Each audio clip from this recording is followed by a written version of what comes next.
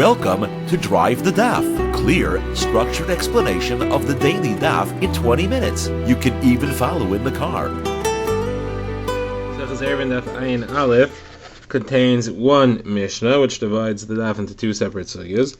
The first part of the Daf is continuing a discussion, bringing proofs and answering the proofs about a question of what happens if somebody dies leaving his possessions as part of a chutzner. Can the inheritor do bitul rishos to allow everybody else to carry in the chutzner or not? There we'll have one more proof, and then that'll be a complex brisa, which we'll have to explain the brisa, and then we'll get to the proof and knock them off, and then we'll have two more answers to all the proofs that we've brought so far. This is the third of the proofs. Then we get to the Mishnah, which launches the subject of what food can you use to make an erev chatzeros, and what food can you use to make a shitufei mevois. As we shall see, there's a difference, possibly an overlap.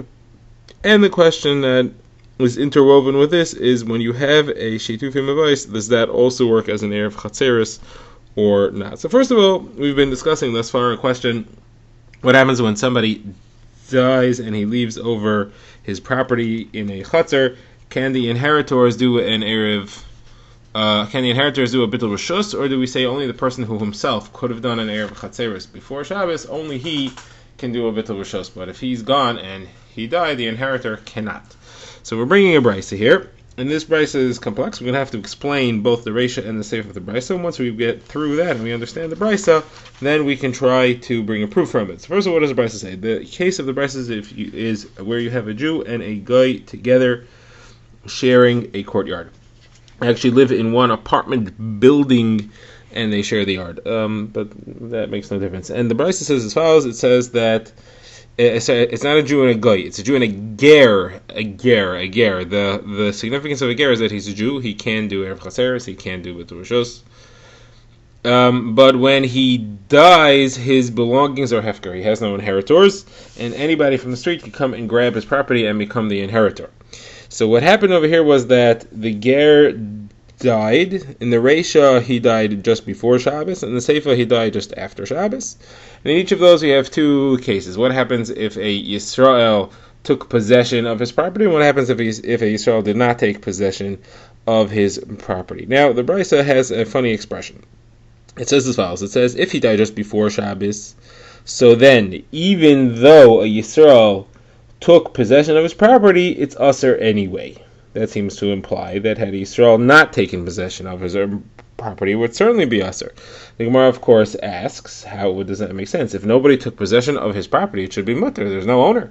The only person who owns any part of this chutzner is the other Jew. What seems to be the issue? What do you mean, even though a Yisrael took possession of his property, it's usher? That's the only reason that it should be usher.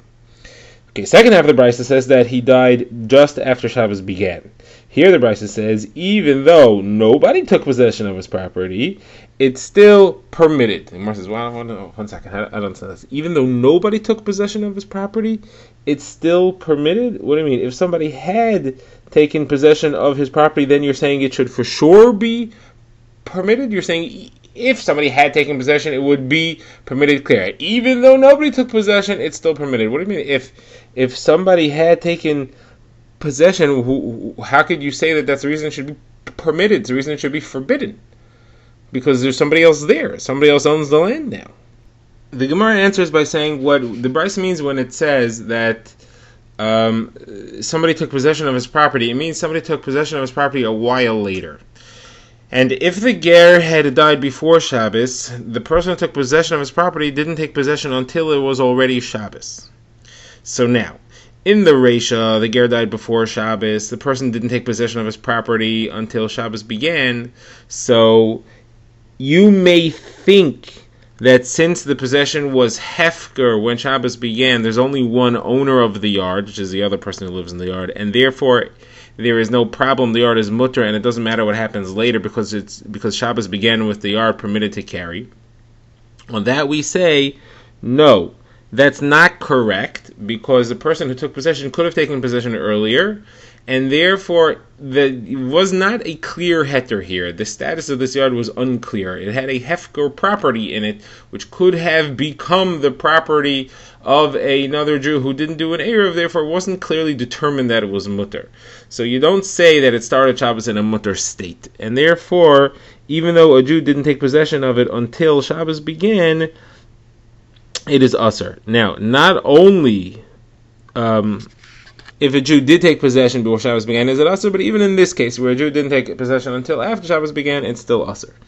Now, the safe of the case where the ger didn't die until Shabbos began, so over here a Jew took possession of it, but he took possession of it later. So now, if a Jew took possession of it later, so then the property is permitted because when Shabbos began, it didn't. It still belonged to the ger himself. He had not died yet, and since it started Shabbos in a case of heter, it remains mutter throughout Shabbos. Now, in a case where no Jew ever took possession of it, for sure it's mutter because there's only one resident in the yard. There is no issue. So not only in that case is it permitted, but even in the case where a Jew came and took possession of it, it still remains permitted because it started Shabbos in a permitted state itself. The Gemara now finishes off its kasha. What do we see from this brisa about our discussion of whether an inheritor can do bitul rishus on the land that he inherits on Shabbos? So the Gemara says, you see that we said that in the case where a Jew grabbed the property, it's forbidden. The land is usher because now the Jew owns it. So he didn't do an erev chatzeres. But what's the problem? The Gemara says, let him just do a bitul rishus. Obviously, he can't do bitul rishus because he's inheritor on Shabbos. He can't be mevatel his rishus now. So the Gemara says that's not a proof. What is meant when we said that it's aser is that he asers. He's now an owner and he asers for everybody else unless he does bitul rishus. I mean, that's what we mean when we say that it's aser. It's aser in the state that it is now. If he'll do bitul rishus, it'll be fine. Now the Gemara brings another answer here. We had seen 3 proofs, each of which quoted somebody who said that you cannot do bitul rishus in a certain situation on Shabbos or somebody inherited it. It says Rabbi Yechanan, all those brises, the reason you can't do bitul rishus is not because somebody inherited the land on Shabbos. The reason you can't do bitul rishus, all of those are the opinion of Beis Shammai, holds that you can never do bitul rishus on Shabbos. There's a machlokes Beis Shammai and Beis Hillel. Beis Hillel says you can do bitul rishus on Shabbos, and Beis Shammai says you can only do bitul rishus before Shabbos. So that's why those brises also you cannot do a bitul rishus. Now the Gemara explains, what is the machlokes Beis Hillel and Beis Shammai? So Gemara says that they both agree that you can't start giving over permission to use land on Shabbos. You're not allowed to do that. It's got to be there from before Shabbos. However, Beis Hillel is saying by one resident being willing to abandon his rights to the Chatzar on Shabbos, he's revealing that all along he really meant to give the other person the rights to use his land. He really meant to join the Erev Chatzeres, and that was his intention all along, and therefore mentally he actually had given it over. And he wasn't. His ownership is not restricting the other person's usage of the chatzor at all. It's like a case where somebody takes truma for somebody else, and that person, when he finds out about it, says, "Oh, you should have taken better ones, the more high quality fruit." And he does have higher quality fruit. We believe him, and we assume that all along he really liked it and he enjoyed it, and he was saying you should have done better than you did, and therefore the truma counts. The same thing applies here. If he's willing to give over his usage of the chatzar, then he was willing to give it over all along. We see what happened beforehand. So Gemara asks, Abai says, how could you say that that's the pshat? We'd seen a case just before about a Mishnah where 2 Jews want to do an erev chatzeres, but there's a guy who lives in the courtyard and he messes it up. He can't join it. And then if the guy dies on Shabbos, we let them do bitul rishus. But the bitul rishus wouldn't have helped beforehand because there was a guy there. The presence of a guy living in the chatzar makes that bitul rishus doesn't work. It makes that erev chatzeres doesn't work. So how could, if the entire reason that Beis Hillel holds you allowed to do bitul rishus on Shabbos is because he really meant to do it and it shows that he had in mind to do it beforehand, and that having in mind is enough, here it wouldn't work b'chal as long as the guy was there. So Gemara therefore offers a different explanation of this. Machlokes Beis Shammai and Beis Hillel, the Gemara says that the actual argument is how does bitul rishus work? According to Beis Shammai, the person who's mevatel his rishus is not abandoning his property; he's giving the usage rights over to the other. That's a kinyan. Kinyan you're not allowed to do on Shabbos; it has to be done before Shabbos. According to Beis Hillel, he's just abandoning his rights. He no longer has rights; he's gone. His rights have disappeared; they've ended. You're not giving anything over. That's not a kinyan. You're just leaving them, and that's fine. Not a problem. Now we begin the next Mishnah, which discusses how exactly you do make an Erev Chatzeres and a Shetufei Mevais. Specifically, we'll talk about Shetufei Mevais. Erev Chatzeres, as we shall see later, is made with bread.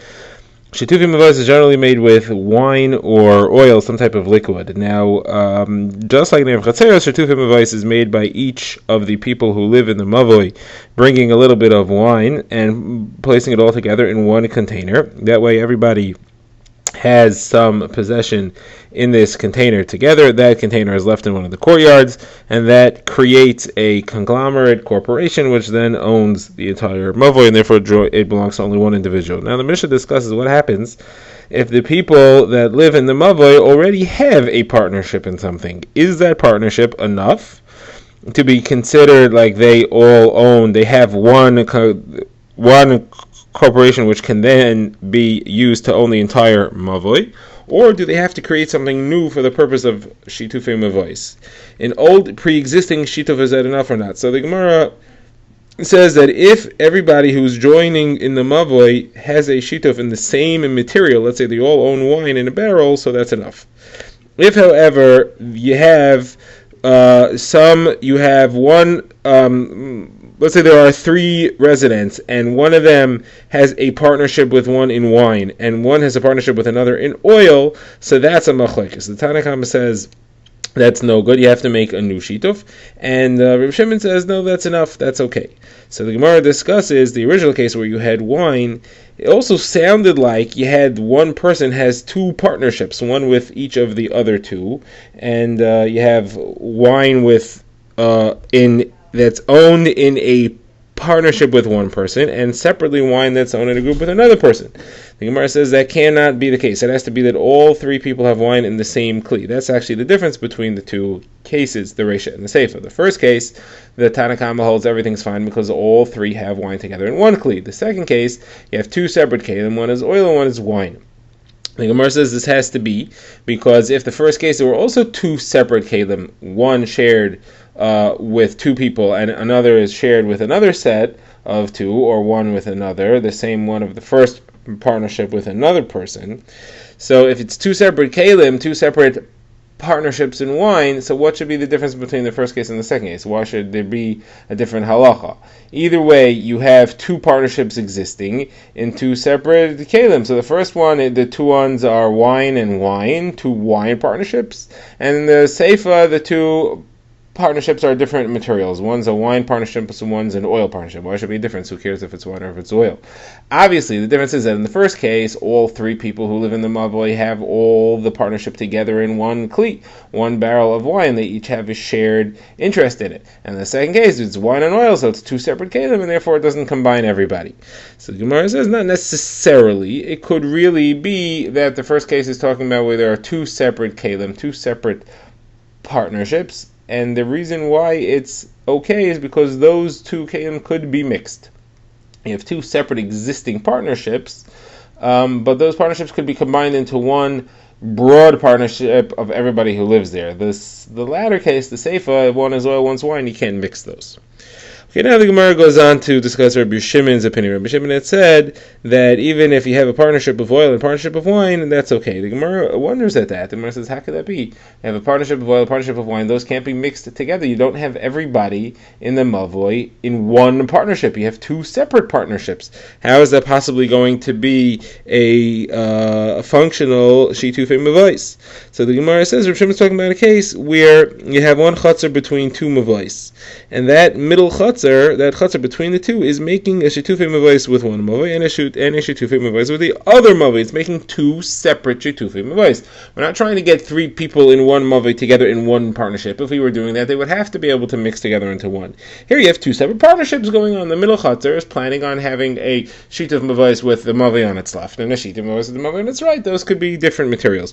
What's Reb Shimon's chiddush? Reb Shimon is saying we don't make a gzera that if you allow this, then the people of one mavoi will carry through the chutzner to the other mavoi. That's not the issue. That's not an issue. That's a machlokas actually between Reb Shimon and the Chachamim, and Reb Shimon is in accordance with his own opinion, which we saw in a different case where you have 3 chatzeros lined up to each other, and there's a partnership between the middle one. The middle one has a partnership with each of the outer ones. The middle one is allowed to carry the outer ones. The outer ones are allowed to carry the middle one. Just the two outer ones are not allowed to carry amongst each other. We don't make Gzeira. So this is the same halacha, and that's why we allow this over here. I ask, how can you compare the two? Over there, the halacha is clear that it's not a full partnership. The middle one is partnered with the two outer ones, but the outer ones aren't partnered with each other. Over here, the language of the Mishnah says that you don't have to make a new shitufim mevais. It sounds like everybody's partnered with everybody. So the Gemara says don't go that far. Everybody's not partnering with everybody. If you have two separate partnerships, one of oil and one of wine, each partnership is functional, but it's not everybody together. The oil partnership stands separately than the wine one, and all we mean to say is that the people who have an existing partnership don't have to make another partnership for that purpose. If they want to carry from one maveh to the other maveh, then for sure they would have to add another partnership that we don't have before. The Gemara now adds another complete explanation of the machlokes between Rav Shimon and Tanakam in this Mishnah. The Gemara says that Rav and Rav Yosef explain Rav Shimon differently. Rav Shimon says when you mix oil and wine together, it counts as a new mixture, even though they float. They don't gel together. The oil floats on top of the wine. Still, it's considered one mixture. As a matter of fact, we see this machlokes in another place, in Hilchos Tumah. We have a Tful Yoim who touches oil floating on top of wine. According to Reb Shimon, well, it's not Reb Shimon. According to Rabbi Yochanan ben Nuri, he's considered to have touched the wine as well because it's one mixture, and Rabbi Shimon holds that way as well, and therefore you can mix the wine and the oil together, and it's one big partnership. However, according to the Rabbanan, they hold like the Rabbanan and that oppose Rabbi Yochanan ben Nuri and say that if you touch the oil, it's not considered like you touched the wine. You didn't passel the wine as well, and therefore a wine and oil mixture don't combine. It doesn't become one new mixture. It becomes two separate materials that just happen to be juxtaposed to each other. Okay, now the Gemara quotes another brisa, and this brisa is really a third opinion in this machlokes between Rabbanan and Rabbi Shimon. This third opinion is Rabbi Elazar ben Tadai, who says that neither case of not the wine and wine and not the wine and oil, neither case is an effective shitufim mevais. You have to do a new shitufim mevais. Now we have three opinions. We have the Chachamim who said that the wine and wine, the two partnerships of wine and wine are good, meaning if, as long as everybody's joined in wine, that's a valid shitufim mevais.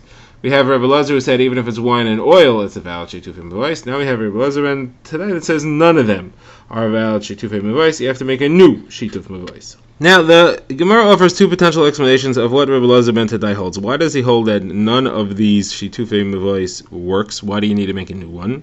So Gemara first brings Rabba's Pshad. Rabba says that the problem here is a version of Breira, not classic Breira, but it's a version of Breira. That is, Rabbi Elazar ben Tadai has a problem if they pooled money and bought a barrel of wine together. He says there was never any separate ownership of wine here, and therefore there was never any joining of separate entities. That's no good for a shitufim mevais. You have to have that they bought it separately. As a matter of fact, Rabbi says he would agree that if everybody came with a cup full of wine and poured it into a barrel, he doesn't have a problem with that. The problem begins when you never had something separate, you bought it and it was all mixed all the time. That's not an issue. Rabbi Elazar and the Chachamim don't have they say that that's not a problem. Now, Rabbi Yosef gives a totally different shot over here. He says what's actually happening is that you want to use this shitufei mevais in place of an Eruv Chatzeres. That is, you have a situation where you have multiple chatzeros. You want to carry from one chatzah to the other. But you're not going to make an erev chatzeros. You're just going to make a shituf meva'os. That shituf meva'os, besides for combining all the members of the mavah, you should also combine all the chatzeros within it and make it permitted to carry there as well. Now, this is actually the subject of a machlokes between Rabbi Meir and the Chachamim. That machlokes is going to be brought down partially later. There's two separate levels to this machlokes. Level one is, are we discussing a shituf mevais made with wine, or are we discussing a shituf mevais made with bread? Bread is a stronger shituf always, because bread establishes your actual residence. Rabbi Meir holds neither one works as an erev chatzeres. There are two separate baal machlokes with him. One holds that both work for an erev chatzeres. A shituf mevais made with wine and a shituf mevais made with bread both work for an erev chatzeres. And another opinion holds no, wine doesn't work, but bread works. Now, the Gemara says that Rav paskins like Rabbi Meir, and he paskins like Rabbi Elazar ben Tadai. So Rabbi Yosef says it must be the reason why he paskins like both of them is because they're both the same reason. Both Rabbi Elazar ben Tadai and Rabbi Meir both hold that you cannot use a sheet of mavois in the place of an Erev Chatzeres. You use it to function as an Erev Chatzeres. And the reason why Rav paskins both of them is because they're both really the same opinion, and now we understand why Rabbi Elazar ben we have a source for what Rabbi Elazar ben Tadai's halacha is, that his halacha is really telling me that I can't use a sheet of mavois in the place of an Erev Chatzeres. So Abaya asked Rav Yosef, he said, if it's the same halacha, so why did Rav paskin both of them? Why do you have to paskin Rabbi Elazar ben Tadai and paskin Rabbi Meir? So the Gemara says, Rav is teaching us something else. Rav is teaching us you cannot paskin two chumros that are held each by one Tana alone. To say that an Erev Chatzeres can't be replaced by a sheet of mavois, both with wine and with bread, that's a double chumrah. Rav couldn't paskin both of those chumras. Therefore, you have to bring down the two psakim in the names of two different people. Rav Meir is one, Rav Elazar ben Tadai is the other. One person who holds two separate chumras against everybody else, you can't bring that. That's halacha that Rav is teaching us. Okay, now the Gemara quotes the actual machlokes between Rabbi Meir and the Chachamim on the subject. There are two separate machlokes in this brisa here. One is about using a sheet of mavois as an Erev. The Chachamim say you're allowed to, and Rabbi Meir says you are not, because people are going to forget about Erev altogether. You don't want them to forget about Erev Chatzeres. The other machlokes is what material do you use for a sheet of mavois and an Erev Chatzeres altogether. So the Chachamim actually don't say anything about that, but Rabbi Meir says bread you can use for both, because bread establishes your residence. Wine you can only use for a sheet of mavois. Wine, where you put your wine, is not where you're a resident.